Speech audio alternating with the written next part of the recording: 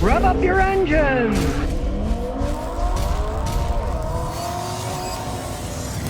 All right, we got a 2012 Honda Pilot. They bought used with just, I don't know, 4,000 or 5,000 miles on it. She wants to know, should I keep it or should I get rid of it, right? Her husband says, get rid of that old thing. And she's like, I don't like the new ones. Now, realize, same basic platform, it's a Honda Pilot, Acura MDX. Yesterday, I filmed a brand new Acura MDX loaded, okay? Fancier, of course, but same basic profile. It's V6 engine. It was a $77,000 car. Do you really want to spend that kind of money? Now you can see she doesn't care about little scrapes here and there. She says she likes driving on the road in this thing. She moves back and forth, people get out of the way. She's happy with it. She actually didn't like the way the new ones rode. She felt safer in this big old thing. Okay, what's under the hood? It's Honda 3.5 liter V6 engine. They're very good engines, other than they have two problems. Now this one's older, so of course it has rubber timing belt. But I just looked at a brand new one. It has a rubber timing belt too. Honda's kind of crazy about that. 95,000 miles, she had the timing belt changed. Changed it at 100,000, she changed it at 95, so she didn't have to think about that for a really long time. She didn't have to worry about that now. A lot of people don't know that. These are interference engines. If the timing belt breaks, pistons hit the valves, goodbye engine, right? If you're gonna buy one of these used, you wanna make sure there's an actual record at a reputable mechanic that the timing belt has been changed. And even if they say it has, but they don't really, you kind of wonder about it, you can take the plastic cover off the top pretty easy. You can look, is that an old worn out belt or is it a new one with new numbers on it? It's pretty easy to tell. Number two is a little more insidious. As you can see, this is a 3.5 VTEC, but it is a VCM, where sometimes it turns some of the cylinders off when you're just cruising. You do get better gas mileage, but at what cost? Your engine is a thermal system. You got 6 pistons. When it's running, they all put out the same heat until VCM kicks in.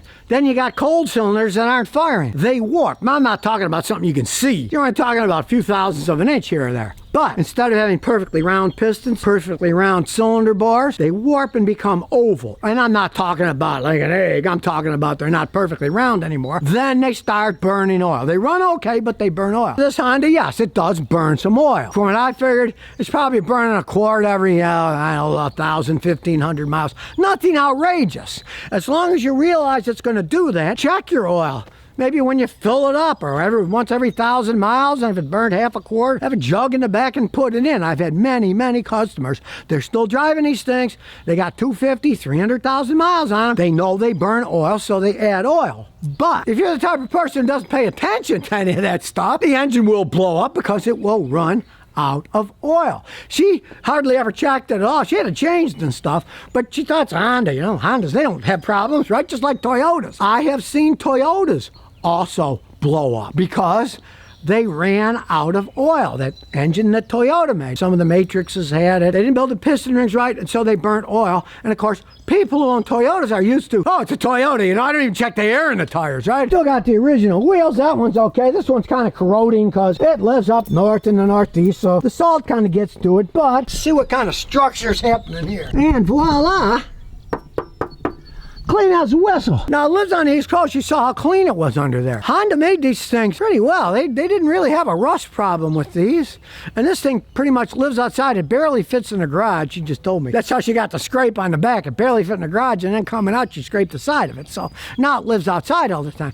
You can see, rust isn't particularly a problem with these vehicles, even though this is a northeastern vehicle. So that's not something you really got to worry about. They're pretty solid built, and the anti-corrosion stuff they put on when they build them is pretty top-notch, just like Toyotas. Strangely enough, the only Toyotas that had real corrosion problems were those pickup trucks where the frames rotted, and that was because Toyota didn't make the frames. They had some stupid American company build them, and then they sued that company, and they got millions from the company for selling the bad frames. And it's unfortunate that Toyota didn't replace everyone's frame. They did some, but I have customers that they refused to. One guy in Chicago, they refused him, but one guy in Indiana, they gave him a new frame, so who knows? So here we go, a fancy auto scanner. Beeping, so it's already started to do its thing. Detected the vehicle. Standalone diagnosis. Full topology scan. So here we go. While we're doing it, we'll see. Not bad for Honda. It's only got 111,167,000 miles on it. Loves the leather seats. She was looking at a new RAV4, but they don't offer leather seats anymore. And she really likes the leather seats.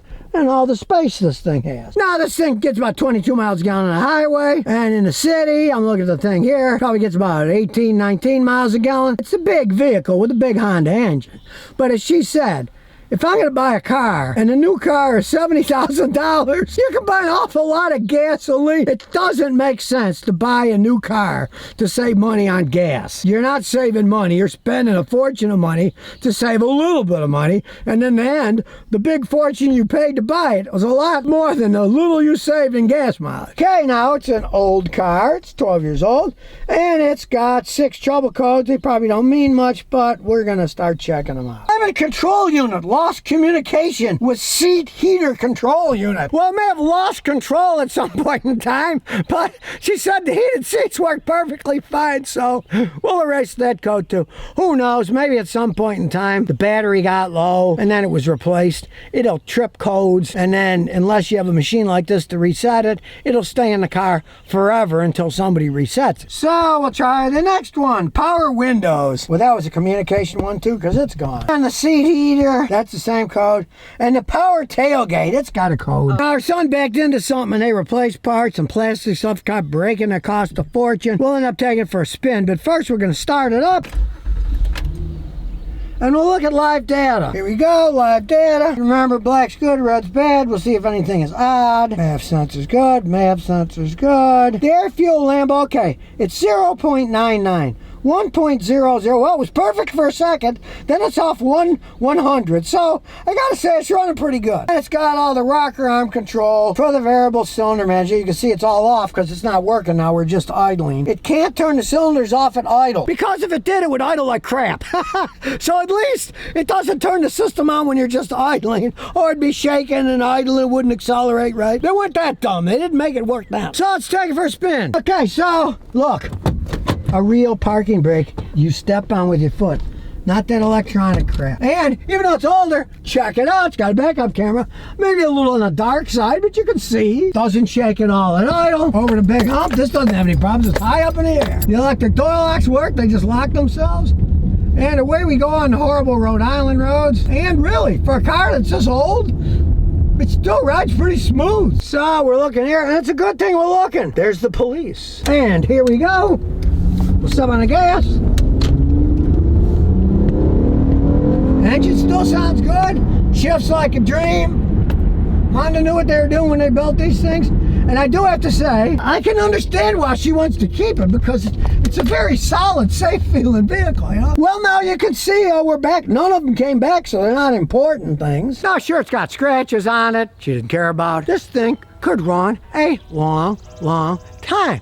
Now, since her husband's got this diesel Audi, I'm not an Audi fan, but they like it. Doesn't have that many miles on it, and it is a diesel. It's not a gasoline version. They can take trips and drive around on that, and this can be her knock-around car to do as she pleases, go to work and stuff. If she keeps changing the oil and adds the oil, she always changes the oil. She have to add it now because of that stupid variable cylinder management. It does burn a little bit of oil. Now she knows, so she can just add oil every once in a while and check it when she fills it up with gas and add a little oil if needs be. If she does that, this thing will probably still be going down the road 10 years from now. I'd tell her to keep it. Now, if this was a one-owner car, she was the only driver, lived by herself, she wanted to impress people and take long trips, yeah, you'd probably say, maybe you want to upgrade. But these things can be great cars for your knock-around car that can last a really long time. So the transmission's still shifted like a dream. They're good transmissions. The engines, other than the variable cylinder management, they are good engines. They can last a long time as long as you keep oil in them, and she's already